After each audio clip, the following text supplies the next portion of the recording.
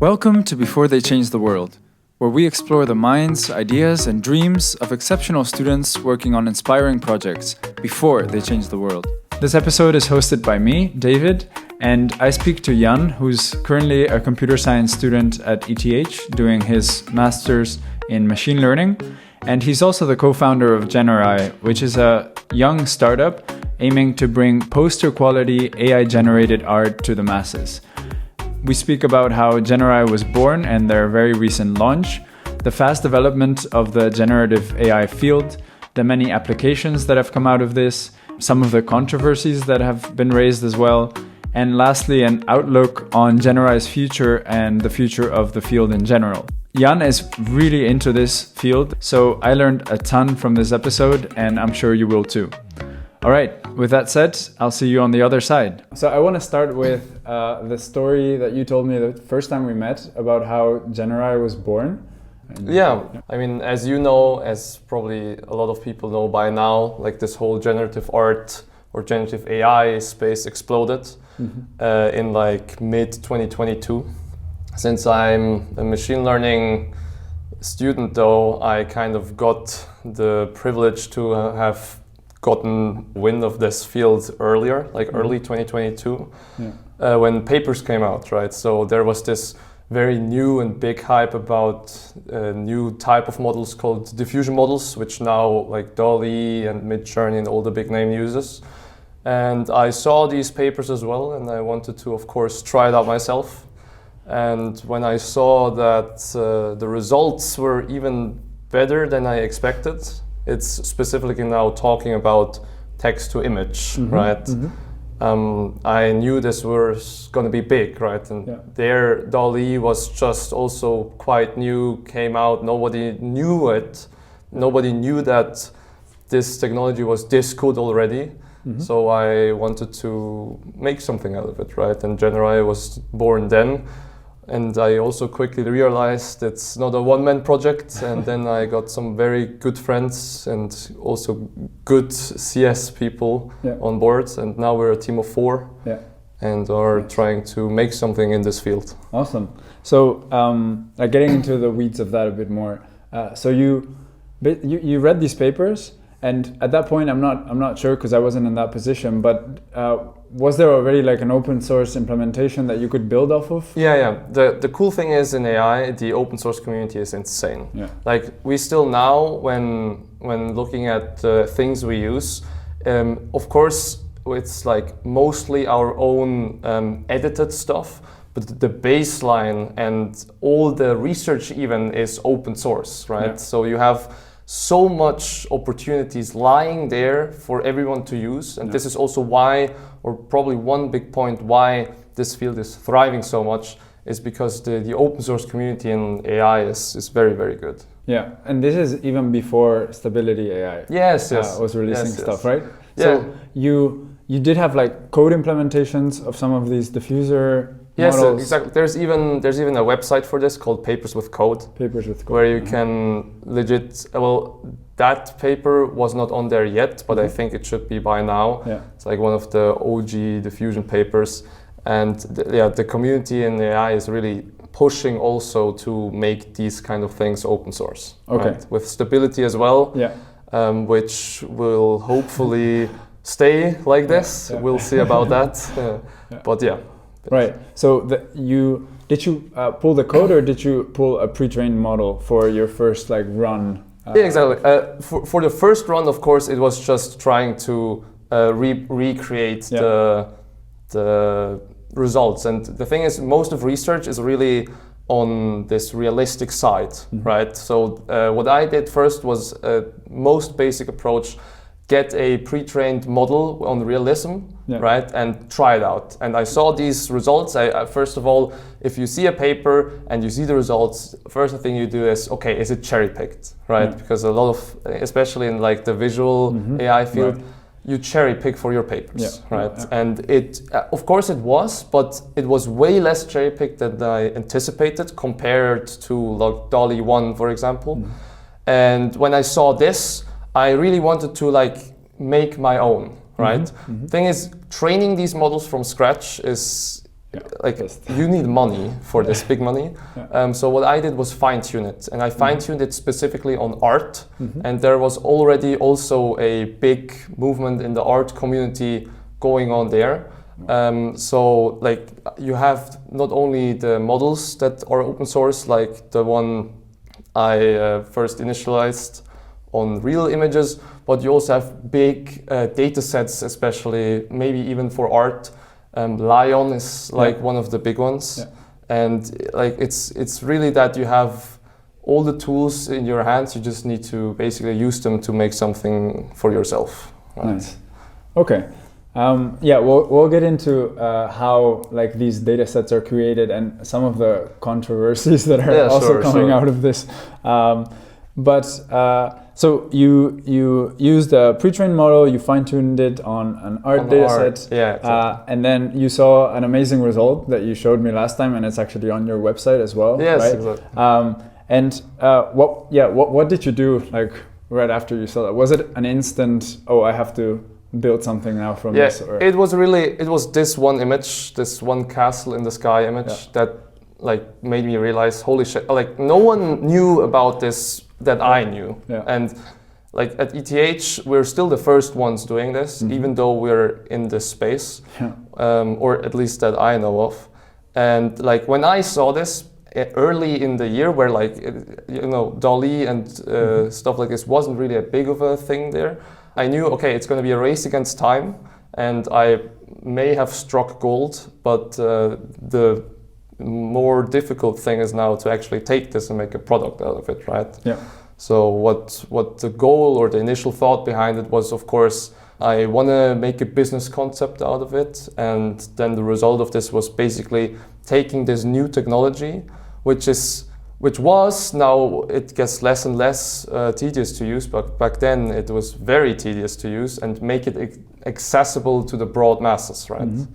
And that's basically also, I think, one of the principles of Generai, that we want to make this as nice as possible, as accessible as possible, but still be on the very edge of research. Yeah. So you're focusing on text to image, and specifically images that resemble art pieces, right? That you could just print on your wall, that are high resolution. Exactly. That was the initial business concept. That's the one we're pursuing right now. But what you also have to say here is this field, it moves insanely fast. I've never seen anything like this field in research. And like what text to image was back then is now text to video or text to 3D models in current research, right? You don't see it. Google or Facebook are actually currently publishing stuff like Make a Video or Dream Fusion, it's called, but it's not in the media yet, right? And what these models will achieve is the same as the text to image right now, right?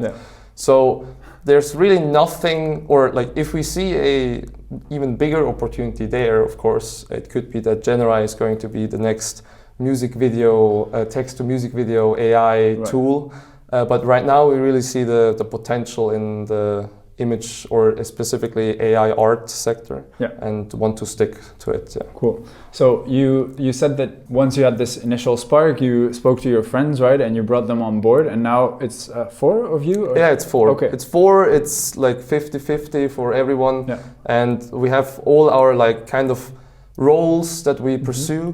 But it's really like, I mean, in the heart, for most of us, I think it's still just a project of 4 friends, right? That just try to make something cool that people want to use. So within the team, I guess you're doing a bunch of stuff, but do you have kind of like one thing that you're mostly responsible for? Yeah, I mean, when I asked or started asking people, of course, I already had a vague structure in mind, right? I'm not just gonna ask people that I know won't have the skills or won't fit, or the skills overlap too much. So, and the thing is, all 4 of us are actually computer science master students. So we're not very diverse, but the thing is, I've known every one of them since like 2017. And I knew when looking at the business concept that I kind of wrote down in OneNote, there it became more and more clear which roles need to be like fulfilled, right? And then I specifically also picked or tried to search for people that not only would fit as a great teammate, but also have the necessary skills, of course. Okay.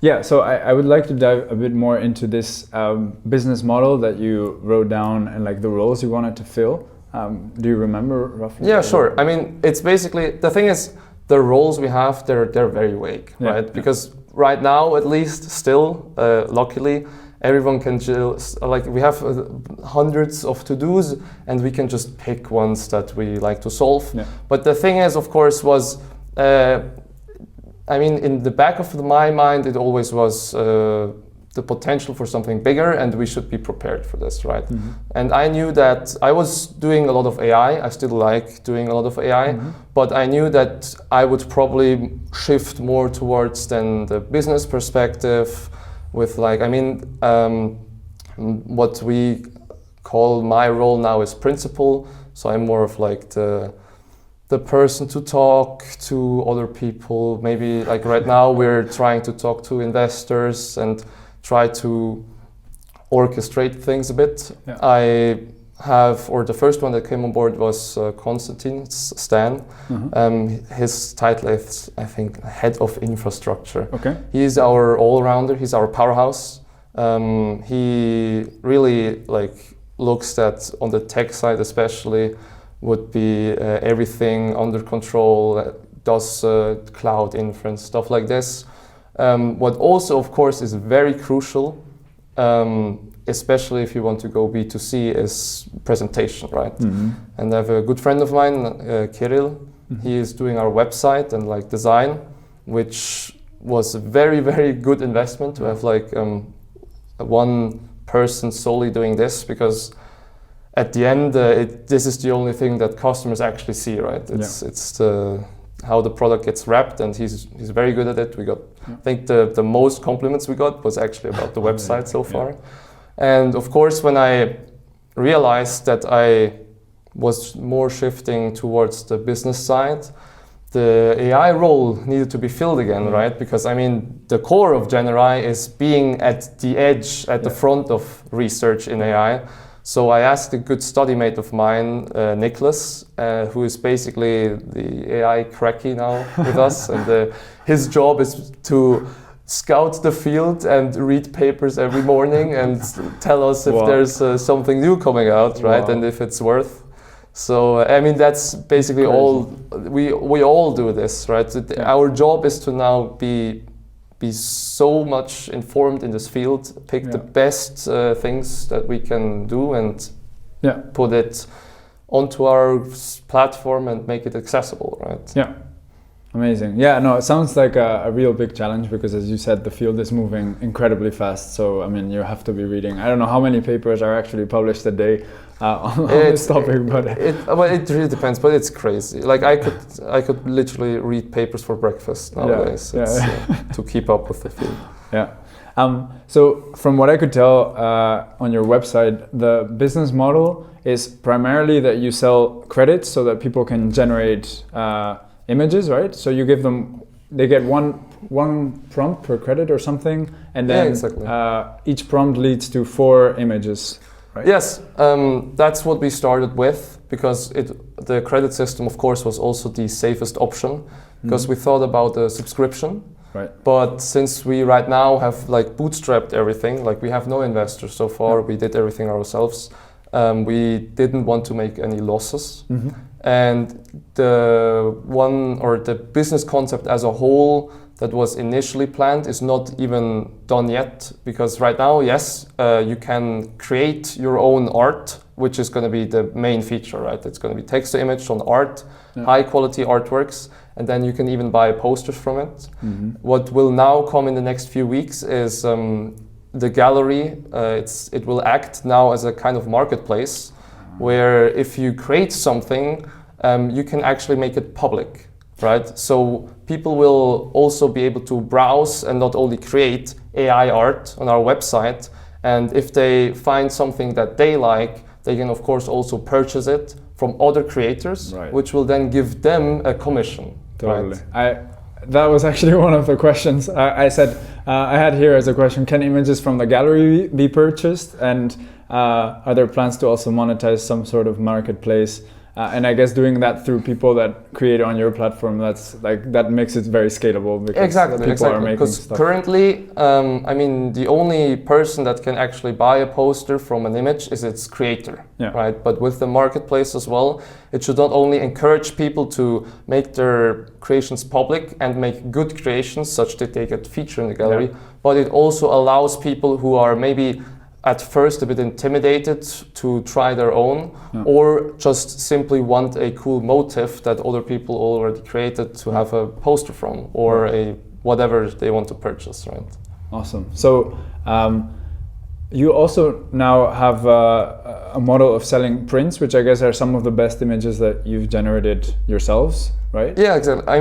And that would be part of the marketplace as well, or? Yes. Okay. It's like exactly. You can in the marketplace, especially. The thing is, the details we're still discussing about currently. But what will be is basically, it will be searchable. Like you will be able to search the marketplace for something like, I don't know, Darth Vader riding a horse, to see if someone actually with us already created such a theme.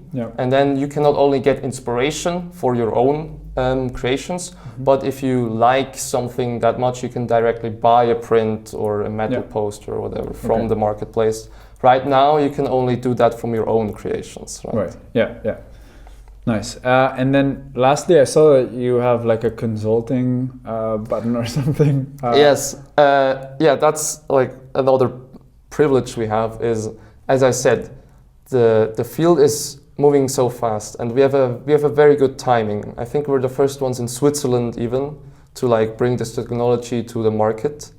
And now we can basically pick our niche, right? We start, of course, with B2C because like that's also, I think, a bit what the team also wanted. We wanted to start with a platform.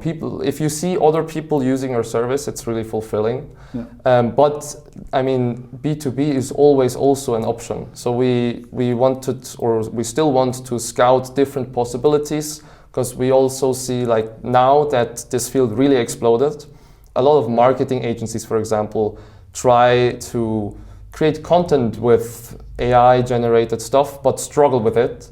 And with this, there's also, of course, a possible market niche.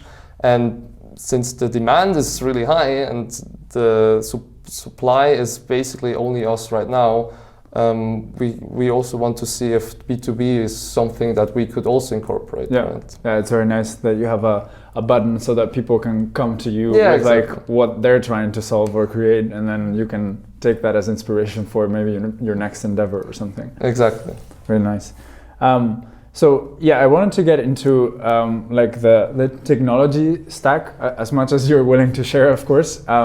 But so there's quite a lot of models out there. It's just like an ocean of models, architectures, pre-trained models, data sets, etc. So how did you navigate this and decide on, okay, we want to use this pre-trained model and we want to use this data set, or we want to make architectural changes? Like what did you find? Like I mean, in the end, a lot of it is trial and error, right? And it's a lot of educated guesses.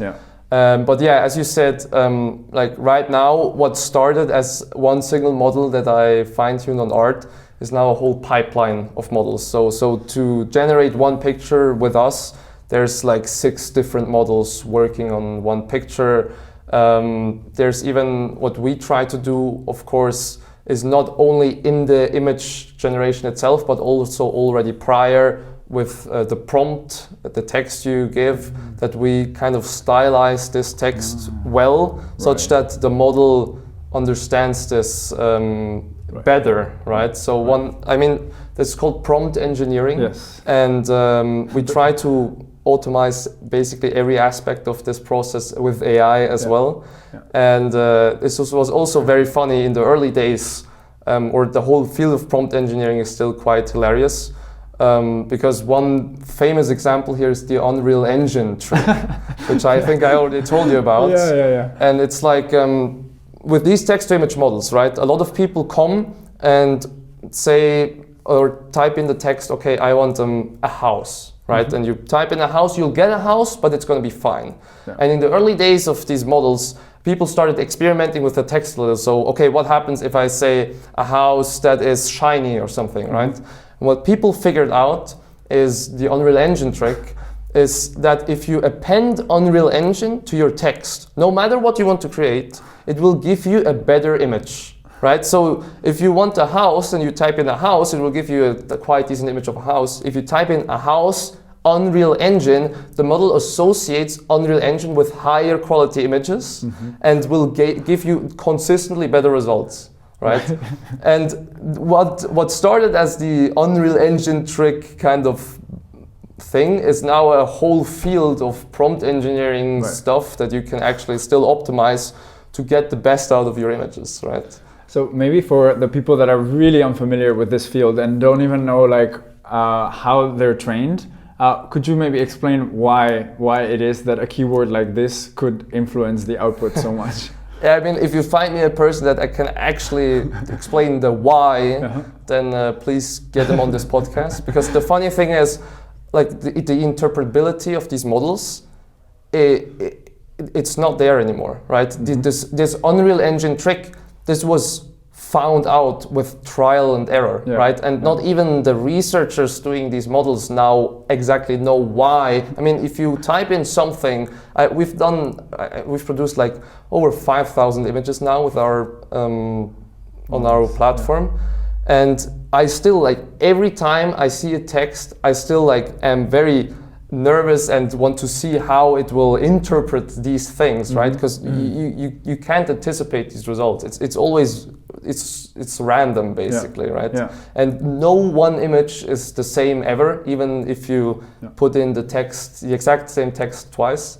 So the why is a question I cannot answer, sadly, right? So the only thing I can say is that from the training data, it must have somehow associated the keywords Unreal Engine with higher quality images. Right? So my guess is that most of these data sets are basically big scrapes of the web. So they basically find a bunch of images from the web and they put them in a database, and as prompts, like labels, they're using the alt text, like the tag of that. So maybe it's just that like a very big pool of the images with an Unreal Engine description were like really nice renders. That is most likely it, yes. There's also another example. It's called, like the tag is ArtStation. ArtStation is like one big art board on the internet. And the ArtStation specifically is for like, let's say, wallpaper worthy art. Right, it's very good art, and if you also type into your text something like from ArtStation or something, your images, especially in the art scene, will consistently or usually get better results, right? Which is funny. Yeah, I've seen similar things with like 8K. Yes, exactly. That's like 8K.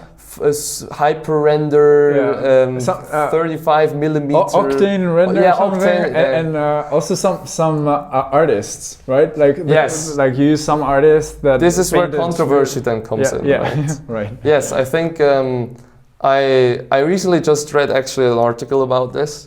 One big person in the AI field, or at least in the early AI prompt engineering field, was Greg Rutowski. Yes, it's him I had in mind. And it's him that basically, like, if you look back to like end of 2021, early 2022, prompt engineering field in AI art, you saw his name everywhere, right? Because it was so funny that including especially his name in these kind of models. This is back in, like, there was a rather big and good model called Disco Diffusion back then. This was like way before Stable Diffusion, if you know. And with Disco Diffusion, Greg Rutowski really made his debut, I'd say, because there it really, you saw the difference visually when you included his name into the text prompt. Yeah, it's so interesting. And I want to get into the controversy in a bit. How much effort or how much value do you think there is in making architecture changes versus data set changes versus, well, let's keep it at that for now, for the quality of your output? Okay. With architecture changes, I'm not now only referring to specific models, but also like the entire pipeline. But like this is actually probably the what we've been so far experimenting with the most, because it really looks, or like it shows the most drastic changes to your results, right? If you change the architecture, it's insane what kind of different outputs you can get. What kind of different styles, different vibes of pictures you can get, even like from, it's hard to describe what these kind of effects actually are, but I'd say like just tweaking small minor architecture stuff can result in major breakthroughs or impacts that we had. With the data sets, I think there are a lot of big attempts. But I think the data sets are where there's already been most work done already. If you look at Lion, they have a data set with 5 billion images, right? And the thing is, if you want to change that data set a small or a tiny bit, it's not going to matter, right? They have now, I think, produced a data set which is especially on aesthetic images. It's called Lion 2B Aesthetic Plus. I think. I'm not sure, but I heard. I think we used that one, and I mean, this is of course a huge effort, a huge attempt, right? You specifically selected half of the 5 billion images to like make a difference. But I think with the data sets, you can just now pick from the open source community which one you like most, right? And I think the most important thing, or like, of course, there we are heavily biased because Nikki and me both are studying machine learning in our masters now. We love and know how to look at these models, how to tweak these models a little bit and see the results. And I mean, that's basically what we've been doing the past half year. So we're kind of very much into this right now. But the results or the differences you can make with actually just making educated guesses in such changes is quite large. Nice. I wanted to clarify, when did you actually launch the app? That was quite recent, right? Yeah, I mean, it was quite a silent launch even, because we did the typical, let's say, computer science approach, and we built the product first and worried about like marketing and all the stuff later. We launched in October. Like I think it was like, because we had like a hard deadline. We went to Zurich PopCon, where we had like a booth to like make some like we could show some posters we made and stuff like this, and it was really nice, and a lot of people were interested, and we needed to be ready by then, and we launched the day prior basically. Sick. It was kind of last minute, but it worked out. Nice. So, wow. And were there any like, you know, since you were doing it last minute and it was the first time, did you have any hassles with like, we've had a crash here, or like our infrastructure doesn't scale? You should have seen our booth, which was quite funny because we were in the artist alley, and well, we're not very much artists, and with us it was basically just at least always 2 or 3 guys with their laptops on their lap, just trying to bug fix last minute stuff, while the other one tried to acquire some customers, some interests. But it was nice. I think everyone had a lot of fun actually. Like Zurich PopCon was nice first launch event, I guess. And there and maybe this month, because you this was like a month ago or something. How has the interest been, and what kind of feedback have you gotten with the people that have used it?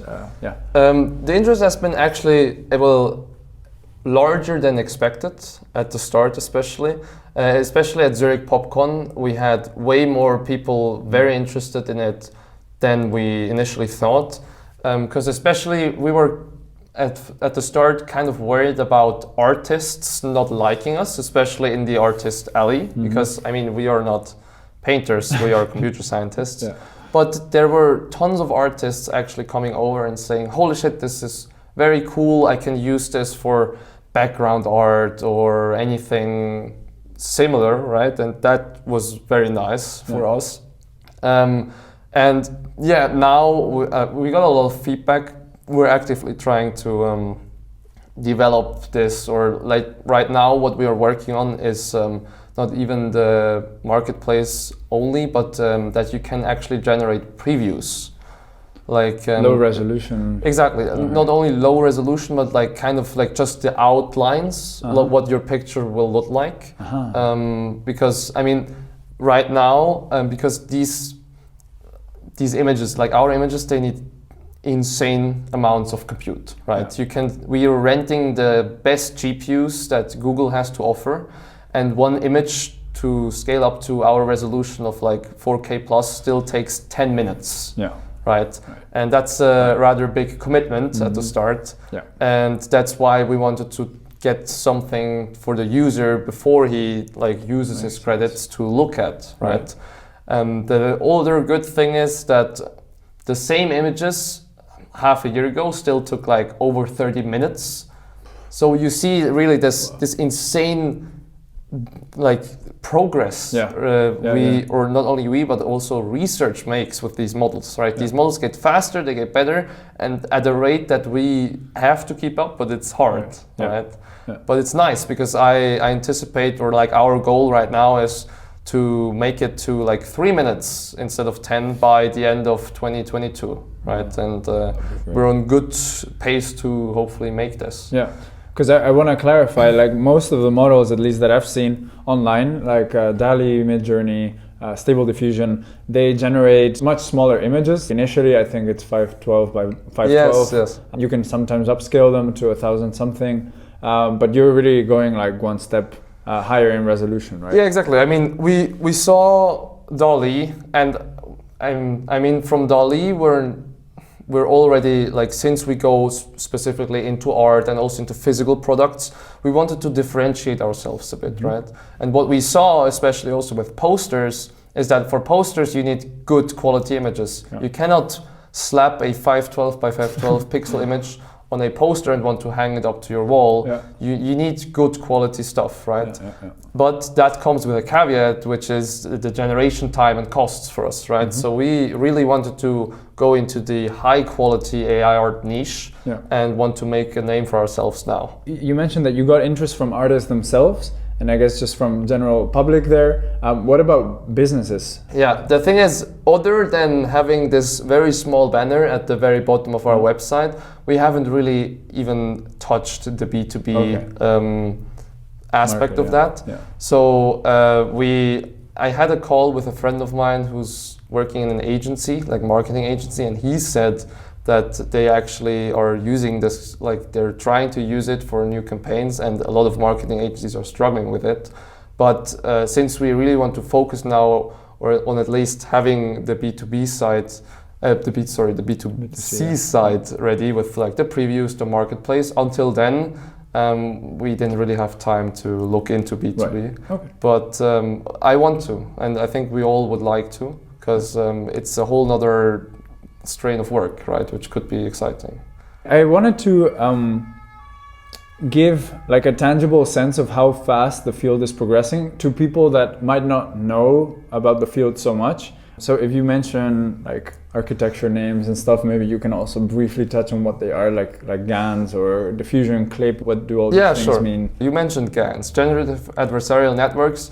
Those were the state-of-the-art for generative art or AI in general for a long, long time, basically until 2021, where the first notions of diffusion models outperforming GAN on specifically image synthesis were published. This went, well, it didn't go unnoticed, but when people got track of this, I think it was March 2021 actually, where this first diffusion paper beating GAN's paper was released. And starting then, the research community was really, we have a new player in the field, right? And people started using it. And especially then also with the help of CLIP, the whole text to image field was basically reborn with diffusion, because then people started seeing very major progress in that field. What does GAN mean? What does it? Well, you explained what it stands for, but what's the architectural change between GAN and diffusion? They're majorly different. GANs, I would call them very elegant, but it's kind of tedious to work with them. The cool thing about GANs is they basically give you your desired result instantly, right? It's very, very, if you want, let's talk about like image synthesis specifically. A lot of people know the websites that are like does not exist, right? This person does not exist. This whatever does not exist. Those are all GANs because this was like the big breakthrough with GANs because like you can snap with your fingers and you get something that was purely generated, right? If you want to go into a bit more detail with the GANs, it's actually the idea comes from game theory with a two-player Minimax game. It's basically you have a discriminator and a generator, right? So the discriminator basically gets an image either from the real data set or the generator, and he has to say, okay, is this image real or fake, right? Is it generated or is it real? And then the generator, of course, has to learn to fool the discriminator, right? So they kind of learn from each other. So when one gets better, usually the other one does as well. But when training GANs, there's been major problems. I mean, I am not a machine learning researcher, but I've got my hands dirty with GANs prior. So, and yeah, then diffusion came, and diffusion is basically a whole different method. And this is more of a power method, I'd call it, because what diffusions do is they actually do a stepwise process. Okay. So basically how you generate an image with diffusion is not you snap with your fingers and you have an image, but you start with a very noisy image, right? It's random noise, right? And this is it's really just random pixel initiated colors, and then step by step the model tries to remove some noise from these images until the desired outcome becomes visible on the image itself, right? And this goes from like 200 to you can go 1,000 steps, right? Yeah. And because it's stepwise, it takes also way more compute than GANs, for example. Right. There's like this thing called the latent space, right? Which you can imagine as a very high dimensional space where you can travel through, and then let's say if you have a model trained on cars, right, and you start somewhere up here and get a green Lamborghini, and you can maybe like walk a specific direction, and then your Lamborghini stays a Lamborghini but changes color, right? Yeah. It has this latent space really embeds these features, and with GANs there were already very solid ones. Like I mean, as you can see, there's been latent space traversals with GANs, especially on faces, that were very, very impressive, right? So you can give me a photo of your face, I will make it older, I will give you a beard, I will give you glasses, right? This was already everything really like working. But yes, like one thing that really wasn't the case is that you had like one thing that could do it all, right? Usually you had a GAN specifically on faces and one then specifically on cars. But right now we still see with these multimodal models that DALL-E can basically give you anything you like, right? And this kind of generality was not yet seen before. Right. And for these diffusion models, how do you specify like the loss, the objective function, so that they get better as they get trained? Okay, I can mostly answer this question only for now text to image. And the thing is, this answer is going to be, it's how I like to see how these models actually learn. Okay, and especially in the early days, you had basically in the text to image space, you have the GAN has also two models, right? There's the generator and the discriminator. In the text to image space, you have also the generator, which is the diffusion model, which generates your images, but you have also clip, which plays a major role. I mean, not every architecture uses clip. I'll use clip here as an example, right?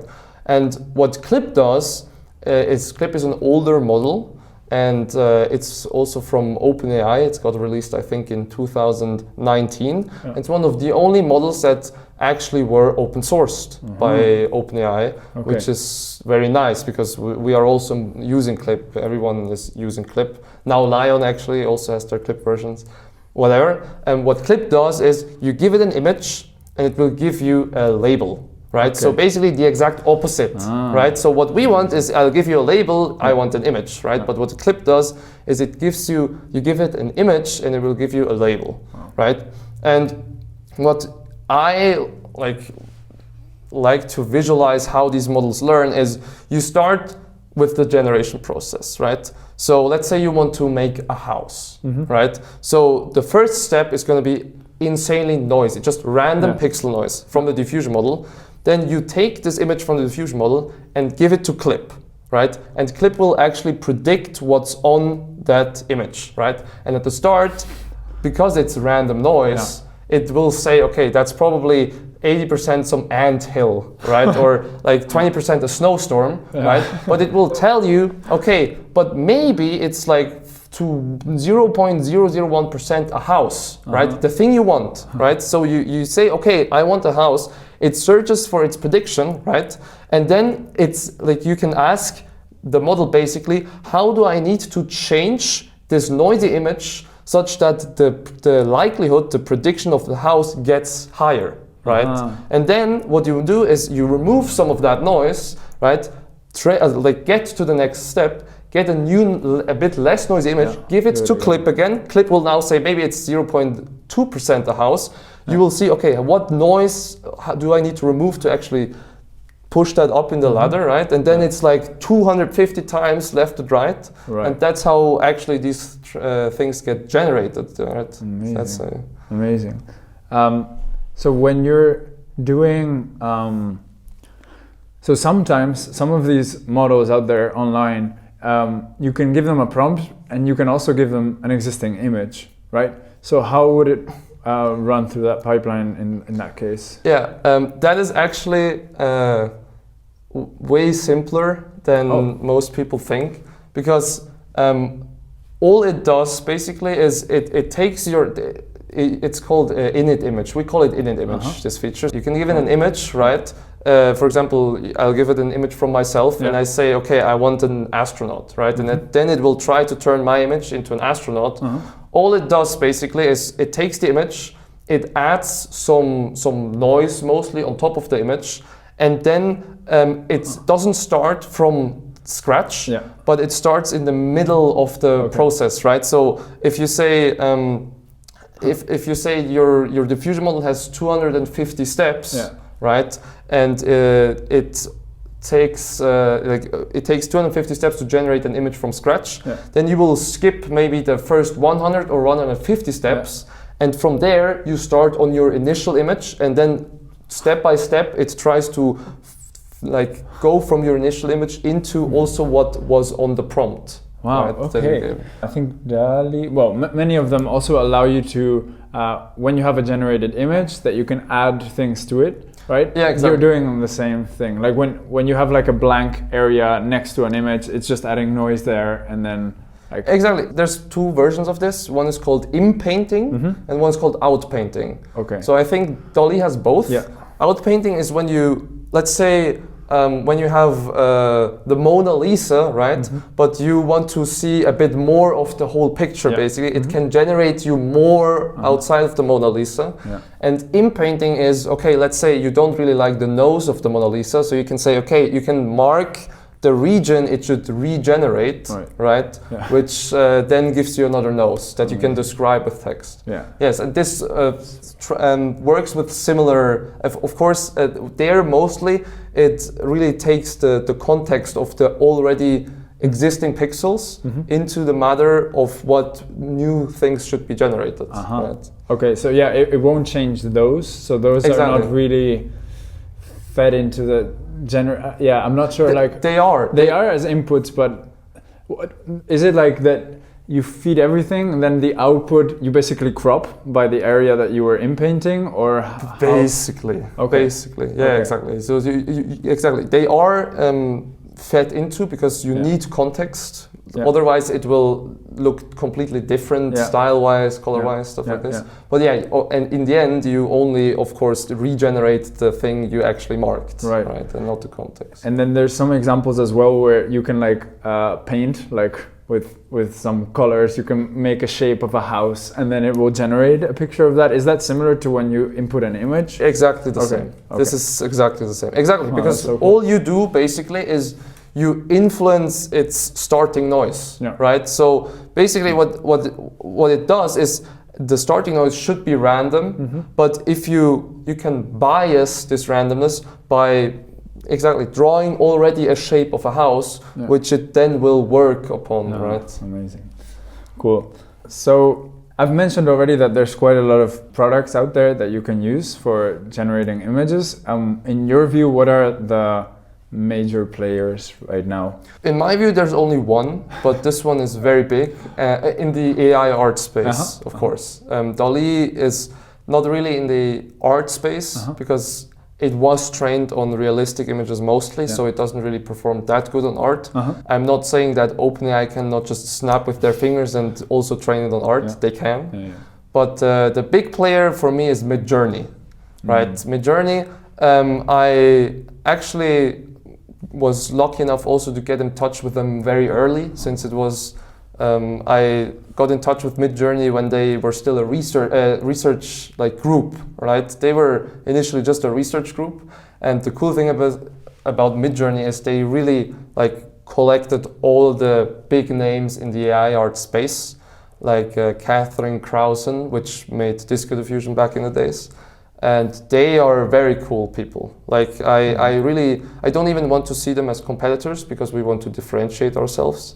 They're the people I've talked to, also David Holtz, very chill people, and I think they deserve every. They're pioneers in the field, right? They're really good. All the rest is what we see. Yeah, I mean, there's a lot, right? Of course, there's a lot, but in terms of quality, Midjourney is the only one that's really out there. I think. Yeah. No, I've had personal experience with Midjourney actually. I just tried it out for fun, and it is very artistic. And I even have a friend that runs a label in Switzerland, and I told him about Midjourney, and he got a subscription, and now he also generates artwork for his artists. That's really Midjourney cool. is I like Midjourney a lot. I like the people a lot, especially. At the moment, there's many applications of generative AI. If we're talking specifically about generating images or video, what are some of the ones that come to mind that are ones that you've seen that are really cool? Or I mean, of course, the major one is really just generating your own art, right? I mean, Midjourney really focuses even artists, right? That are really willing to spend a lot of time with creating that stuff. Generai, at the other hand, really tries to help or get a better user interface, right? I mean, Midjourney doesn't even have a website. You have to download Discord to use it. You have to prompt engineer. We really try to get that all out of the way to also just have another customer profile, I guess. But the other cool applications, of course, is combining all cool AI things you can do. I saw one very cool one from a guy who basically only with AI made a children's book. He used GPT-3, so you know the language model. He prompted GPT-3, write me a story about an elephant for a children's book, right? So the story was generated, right? And it had 12 to 20 sentences. And then every sentence he put into DALL-E, right? which then generated to the generated text the images, right? Yeah. And all he did was then combine them into a book and sold it on Amazon, right? So the whole process was AI generated, right? The whole book, whole with illustrations, with text, everything.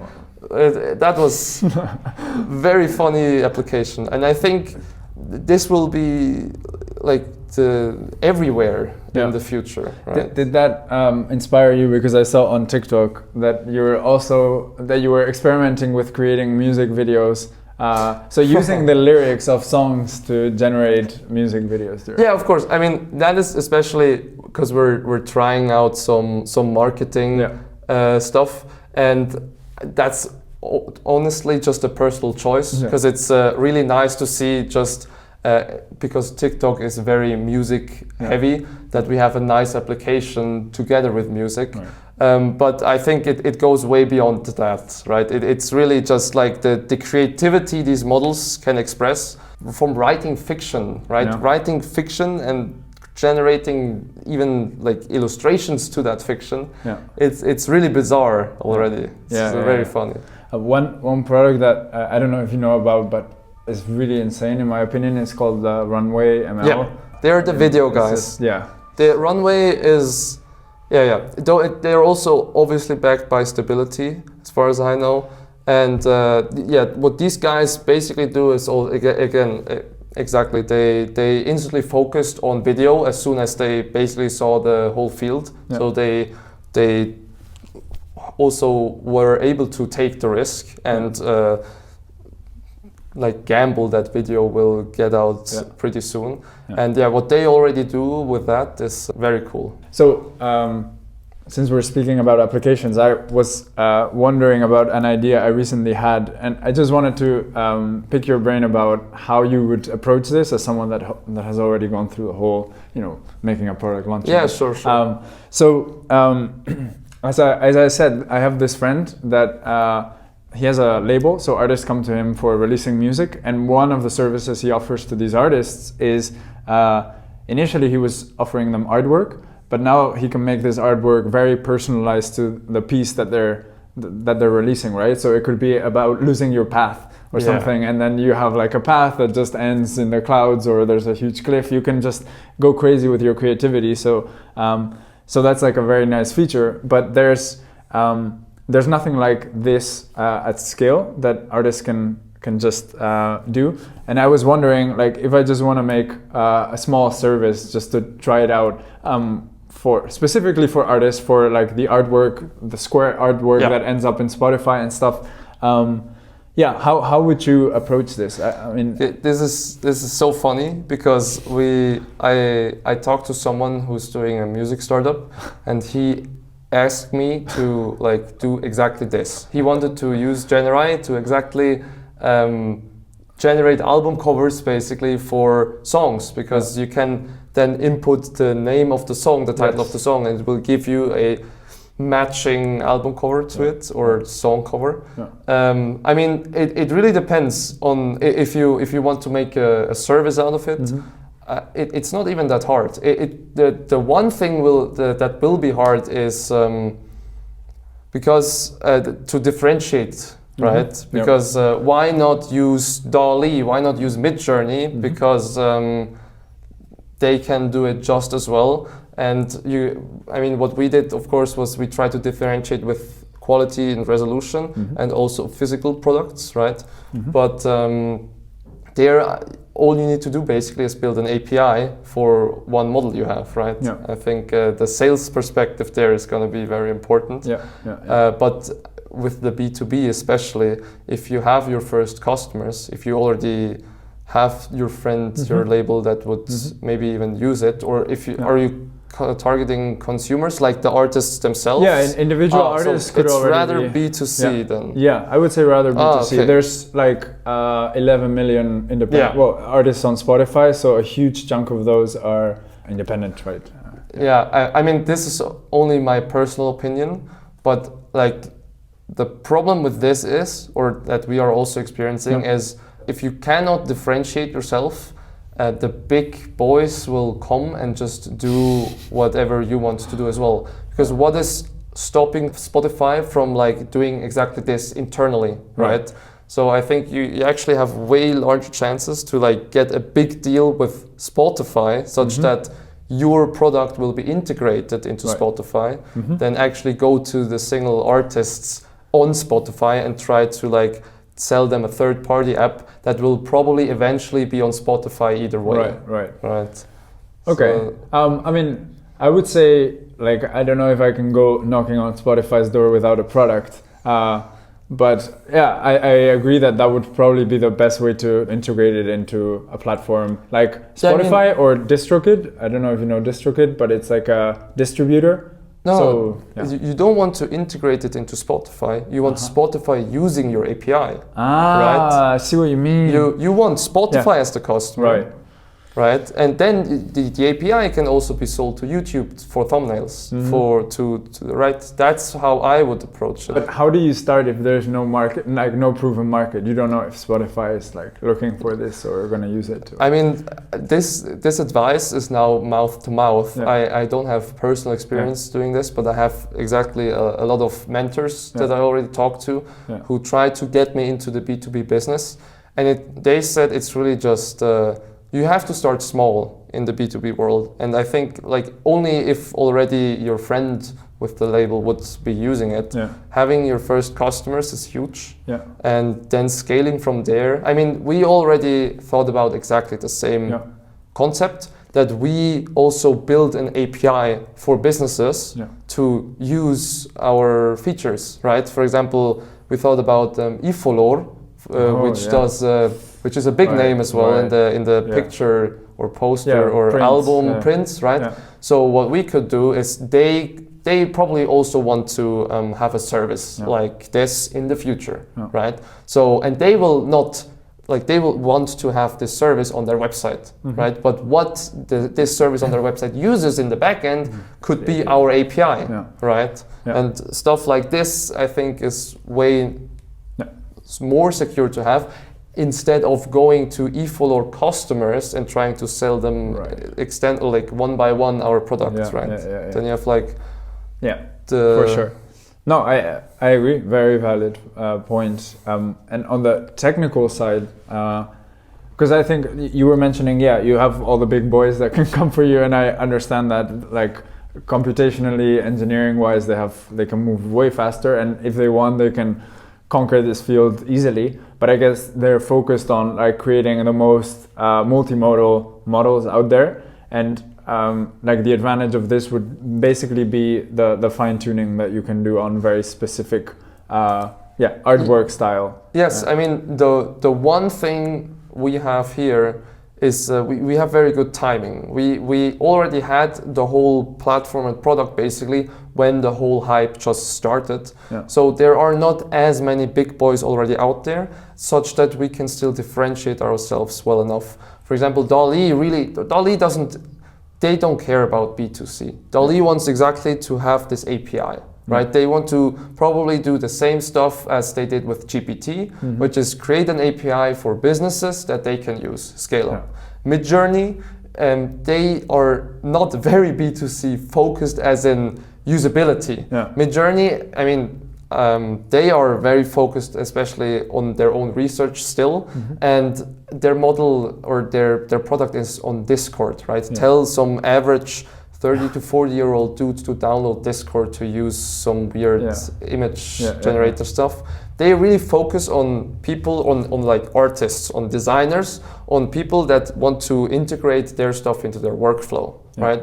So we saw this, we knew this, and we want to differentiate ourselves by being actually the ones that everyone can use, right? By having this website, by having this design choice that we are very UX friendly and UX based. People don't need to prompt engineer if they don't want to. You will get good results either way. You have a very nice website with easy integration, stuff like this. And there we just saw our market. And but we could only do that because we were quite early. And this is also, of course, then the kind of pressure that we have to now scale up a little bit faster, which is now maybe even considering potential investors for us, because as of now we've been bootstrapping to really like keep this advantage, right? Because there's no one, I mean, we have this half a year time advantage, but if someone comes now with 2 million backed up in investing, and this is just a matter of time until their progress will surpass us, right? Yeah. But you were mentioning before that you're not focused on the data sets, because it's very hard to make a difference in a data set that already contains like 5 billion images. There's one thing though that I'm not like an expert at. I just saw it, this thing called textual inversion. How does that work, and can you use that for a thing like artworks, or because I've seen it used for specific objects or specific styles like Pokemon or something, yes. But can you use it for something like, you know, feeding in like a small data set of like very artistic images or artworks, and then use that? Okay, sadly Nikki isn't here because he literally just 2 weeks ago implemented textual inversion for us to test as a feature, right? Okay. Because it came out like a month ago, or no, probably a bit earlier. Yeah. But yeah, like what textual inversion does is you can basically fine-tune your model on very specific stuff with very little images, right? This for sure has a lot of potential. Right now it's just not ripe yet. We tried it internally. We did the testing. We saw the results. How I can describe textual inversion right now is just a heavy overfitting, right? And to generalize this, like that's exactly basically what we tried to do. Is we tried to do textual inversion on styles, right? So basically we wanted to have a model that paints in a cyberpunk style with textual inversion, doing fine training on cyberpunk, but it didn't. It just was not there yet, this technology. It will hopefully come, we were having an eye on this. But the results we saw were quite, or I mean, they were disappointing, but I mean, we didn't have high expectations anyways, because it's such a new thing, right?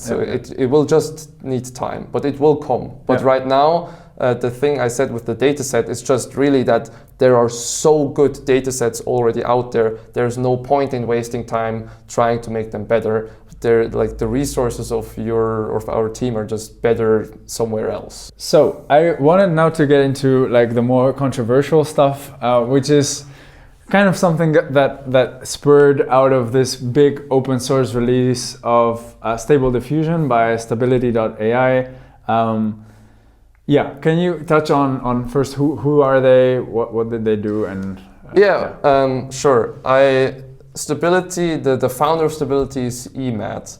I've actually been in contact with him because like that's like one of the perks to being early in the field. You were on like small Discord servers where he was on trying new, like I actually was able to test Stable Diffusion in like the closed version, right? He had like a small Discord server, and Stability is like the, how do I say it? The actual open AI. That's their their mindset. That's what they're trying to pursue now. And EMAT is, I don't want to like. I hope that currently with the recent actions I heard, I have no ill intentions. For me, he's like a second Elon Musk, right? He's he used to be a hedge fund manager. He now wants to spend his money on AI, right? And he wants to really push forward this technology. And he's a big dreamer, right? Big dreamer. And he already, had major achievements, right? And he's also one that really wants to push progress and new developments at costs other probably wouldn't want to do that, right? And what controversy are you exactly talking about? Because there is a lot, right? There's, for example, of course, the controversy that artists don't really, or some artists don't like having their names, their stuff into their data set, and a lot of artists, of course, being scared that they're going to be replaced, right? Because now, like, I don't know, creativity, right? A virtue once thought to be exclusively human is now learned by computers, right? Which is crazy. Yeah. And it's. I think it came to a lot of people as a shock. Much faster than they thought. Yeah, because we thought, okay, AI would replace, would start at the like mundane jobs, right? At the monotone jobs, but now it came from both sides, right? It's not only taking the jobs from cashiers or stuff like this, but it's also taking jobs from the most creative fields in humanity, which is crazy if you think about it. In a way, it's a bit sad that that there's people that love their jobs, like as artists, and now they fear they're going to be replaced, and then there's people. So I'm doing my thesis on sorting. So sorting for waste. So using robotic pickers to sort. And this is still a technology that's not there at scale. So there's still a lot of people that don't want to have this job of manually sorting through waste. But that's something that AI still hasn't solved. And it's very weird or unexpected for humans that AI creativity would be competing with humans before something like manual labor like this. Yeah, I think a lot of people don't like it. That's also a big part of the controversy. Yeah. The people are scared, people are intimidated, and some other people, of course, have completely different reasons, right? Yeah. So another controversy is, so I just want to make clear for people that don't know about these companies very much, but OpenAI, they have a closed source model and they have a paid API through which you can generate images, and instead Stable Diffusion open source their model. I can literally download it on my M1 Mac and generate images in 30 seconds. Keep in mind, OpenAI also started like Stability, as far as I know. Yeah. And I think it's going to be hard for Stability to stay on this track, right? Because the money is a lot more powerful in these sectors, right? Because with OpenAI, you also saw the deal with Microsoft they did, and that's like these kind of companies which are, let's say, research focused, which drive humanity forward, they're not really making big profits, right? Because they're taking leaps of faith and they try to do research. They don't have instantly a working product, right? And so for that you need money, right? Where does money comes from is different sources. We'll see where it goes, I guess. Right? So the other controversy was that Stable Diffusion is unregulated. So like these closed source models usually have either they filter the prompts themselves or they filter the output to prevent like certain content from being generated. Okay, right? That's a good one. Yes, the Stable Diffusion version that, for example, Stability AI also offers is censored, right? They censor, but they also gave the uncensored model to play around with yourself. I personally am a big advocate of this because yes, I mean, of course, it will not only do good, right? But I think people are a lot overestimating the damage that these things do. OpenAI was exactly the same. Like, this is the typical reason OpenAI now uses for not releasing their models, is that they say it's too dangerous for humanity to release these models, right? Which is a very convenient excuse. And yeah, with the censoring, of course, there's different approaches for these kind of things, right? And I mean, again, I am not an expert on this because there's a whole research field about fairness and interpretability of these AIs. Stability goes the mostly uncensored and biased way. I think the only thing they censor, if even, then it is NSFW stuff, right?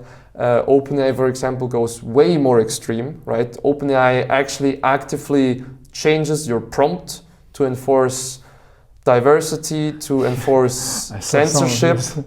Yeah, and like a lot of people are pissed about this, right? Like but the thing with the signs. yes, exactly. This is I can talk about this. This is hilarious. I love how like Creative people are, right? Yes, that's the thing.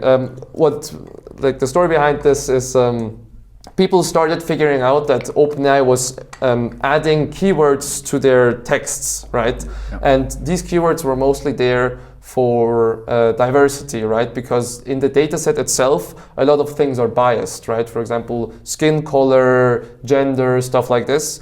And what OpenAI wanted to prevent, which I think inherently is good because it results in a fair model, was to like, if you say, I want a software engineer, that not only white males in front of computers will pop up, right? They want some diversity. The bad thing they did was the approach, which was very lazy, which basically just was appending female and black to some texts you inserted and some didn't, right? And people figured that out by typing in a text that was a person holding a sign that says, right? Only this. And then you saw generated images with a sign that said black or female on it, right? Which basically exposed what OpenAI was doing, right? Which was such a funny way to figure this out. And a lot of people didn't like this because I mean, you don't like having fiddled with your creative freedom, I guess. Like the initial thought, of course, was correct. And again, this really shows how little we understand these models, because like this is the approach the best researchers on this field had to come up with, right? They couldn't change the model, they had to add texts because this was the best approach they could come up with. This is you have to change the input or do something around it, but you can't fiddle with the black box. It's such a black box, exactly. Well, so going back to the like stealing from artists controversy. So I like to think about it. I don't know if you've used Copilot. I do. Okay, so you're a programmer and you're using Copilot, right? And there's also, I mean, some people might think that Copilot is coming for the jobs of software engineers, but I kind of see it as something that empowers me and that like I work together with. Do you think that the same thing is going to happen with artists, that they're just going to have the approach of they're not generating stuff and they're mostly focused on correcting and fine-tuning things? Okay, are you actively using Copilot? Yeah. Okay, I've been using Copilot since beta, and there it really was a tool for boiler or template code to fill out. But like that was more than a year ago, I think, and Copilot got way better, noticeably for me. And like I think in the past 2 months were the first times where I let Copilot write code that I didn't understand or like that I didn't check or like and this was crazy to me. Like what I did was at the start it was just simple data analytics stuff, right? For example, I defined a function where it should give me some points near a point, right? And I mean, I know how to write these functions myself, of course, but it then used libraries or functions I've never seen before, and which I just then, I didn't bother to look this up, right? I just wanted to see if it works, and if it did, I continued. And this was kind of crazy, right? Because that's like the first time that I didn't use it as a tool, but I used it as a complete help of lack of knowledge, basically, or lack of. And when I see the progression of this, I will be. I mean, do you know Codex? Codex is the model that powers. Yes, right? Exactly. Like the demo they showed, right, was exactly basically programming just from natural language, right? So writing a comment. Exactly. In a few years, or actually already now, they showed it in the demo. Of course, it was kind of cherry-picked probably, but you can just tell the IDE, I guess, to make a website with a picture of a sun on the top corner and the menu bar, whatever, right? And it will write you perfect HTML just from text, right? And like this is quite crazy. You won't have to. I mean, programmers aren't. I mean, they're rather safe probably, because the thing is, we still need to, or at least have to try to reverse engineer their thought process, right? But I think we're not that safe as we think. The same for artists, right? If we think that just because we can write code that we're not replaceable, I think, or personally, I thought that programming was actually getting replaced before art, right? And I mean, with all this, I mean, my dad now also kind of is interested in the generative space, right? And I think he said something very cool, which was basically the century we live in now will be remembered as the one where computers learned the human language, right? So in 1,000 years, when Corona will be forgotten and stuff like this, it will just be in the history books as the century where computers learned the language of us humans, right? Because now we can not only create art, we can even code, I'm very sure that with Copilot and enough practice, someone who doesn't have the coding skills can still code nowadays, right? And this will only get worse, right? So I'm a big advocate of this. I think it's kind of dystopian, but so do you think that they will just not exist, like artists or programmers, or like in the case of artists, how do you think they will adapt to the technology?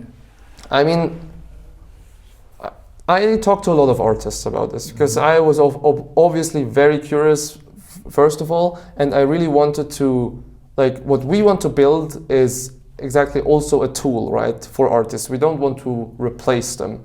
And what they also said, or mostly older artists told me that there actually was in the art space a very similar revolution, which was the introduction of digital art, right? If you talk to artists nowadays, 9 out of 10, they're not painting on canvas with paintbrushes, they're painting on iPads, right? And when digital art came into the field, a lot of artists had the exact, the whole art field already went through, it already went through exactly this with oh wow, what the hell, I practiced my whole life for this, and now some software can draw me perfect circles or can fill in perfectly with the colors of the shapes, stuff like this.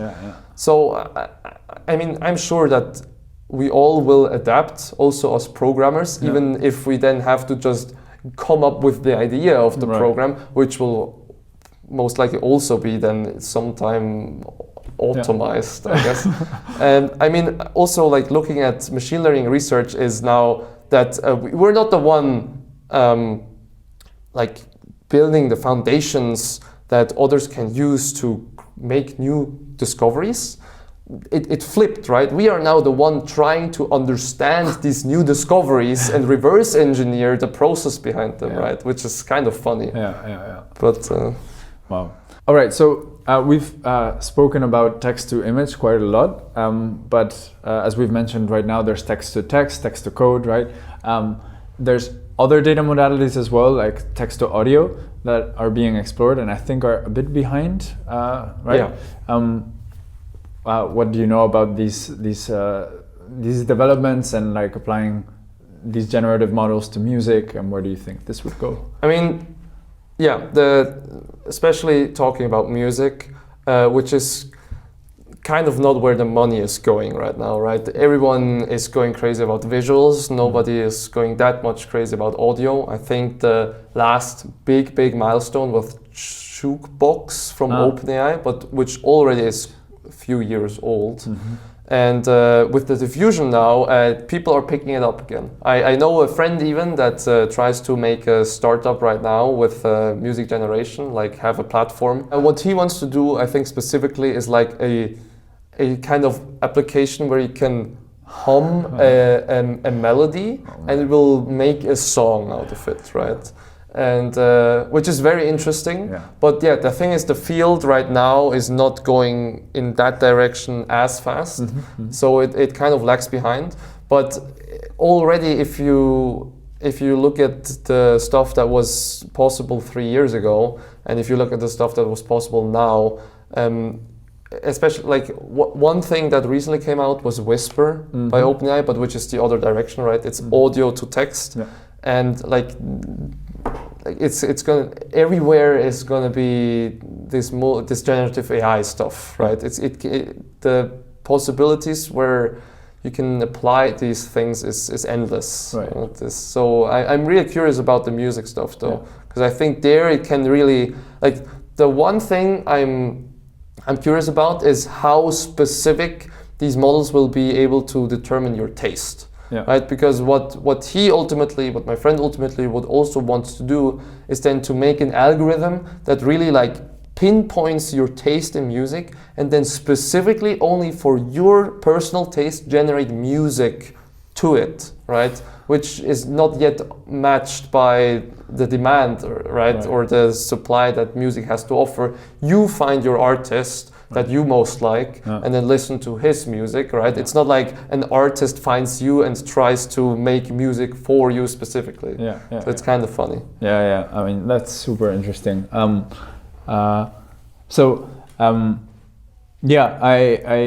just really curious if you've ever thought about, because this is a podcast recording that you will be able to look back on 5 years from now. So if you wanted to make your future self really happy with a prediction that maybe you nail or maybe you're really far off from, what would you say like the future self in 5 years will be experiencing or seeing in the field of generative AI?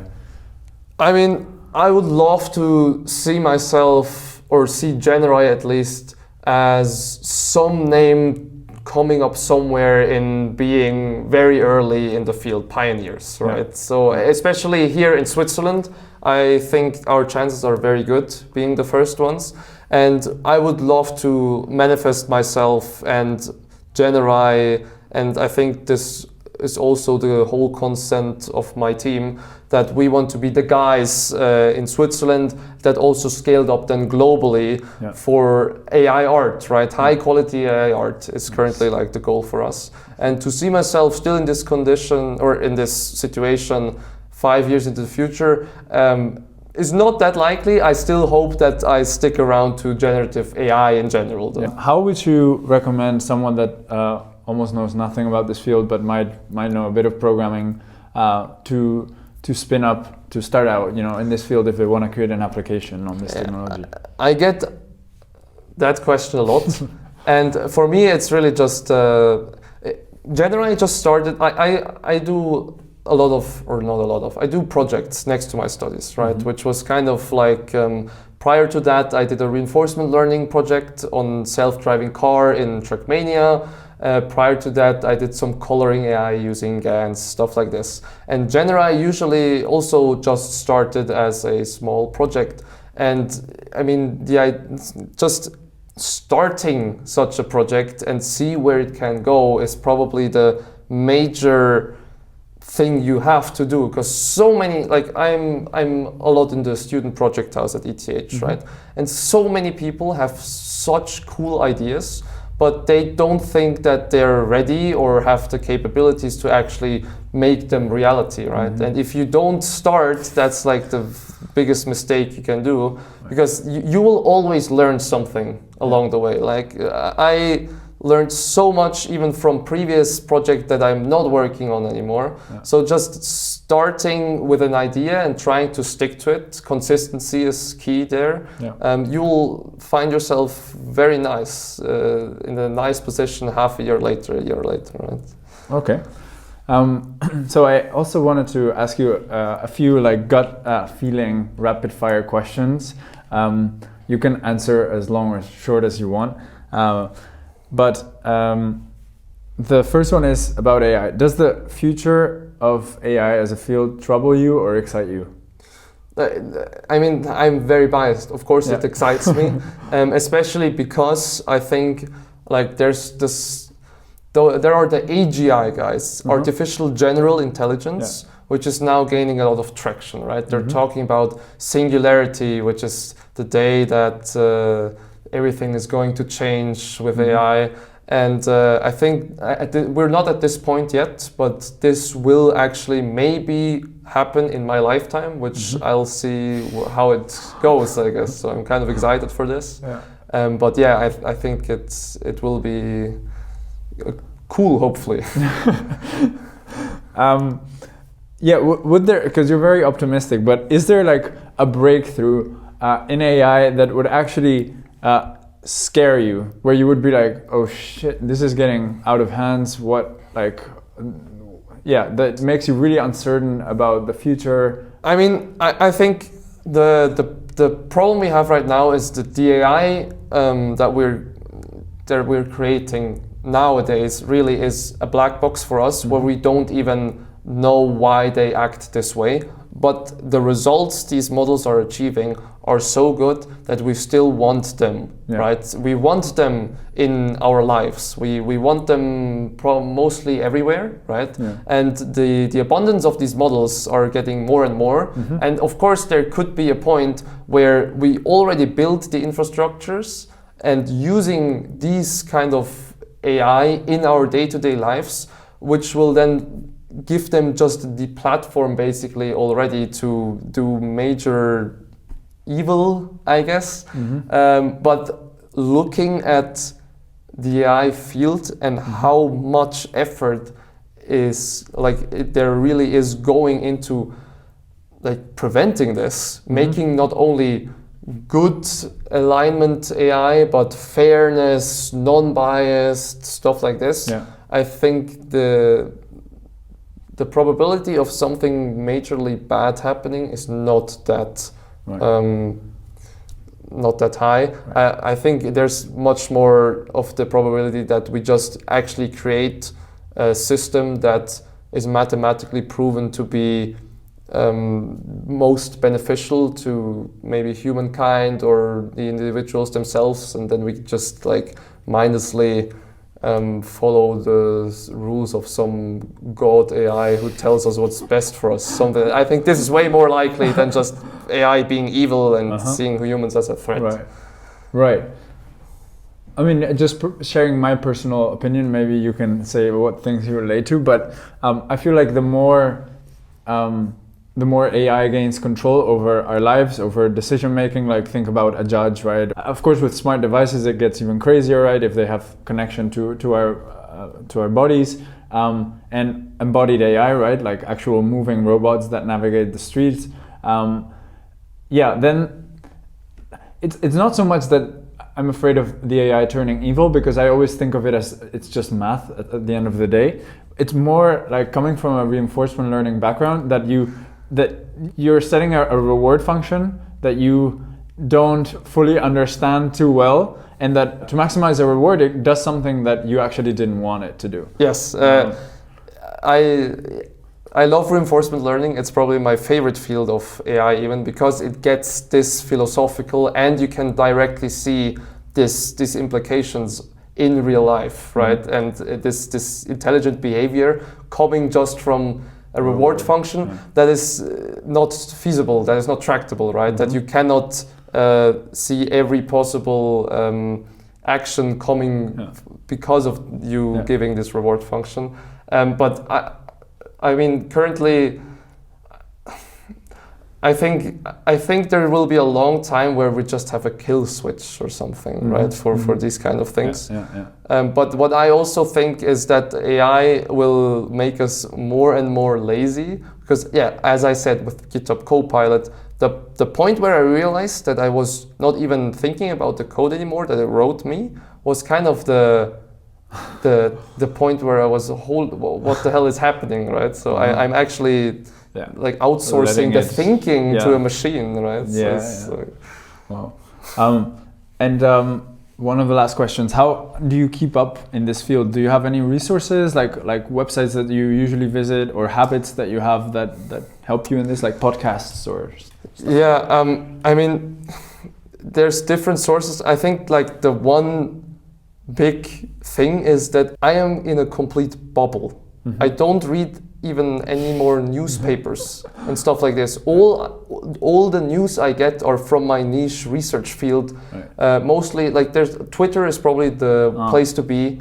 with like all the new papers being there first, having researchers talk about their research before publishing it, stuff like this. So Twitter, Reddit is like those where the information gets first because of the social aspect, right? I mean, researchers, they try to discuss about their research on Twitter mostly, where you can actually directly also ask them questions. And I mean, the more niche your research is, the more likely you are actually to find like this exact person that you want to talk to and him actually replying, right? Yeah. So, okay. But it takes a lot of time to like keep up. Yeah.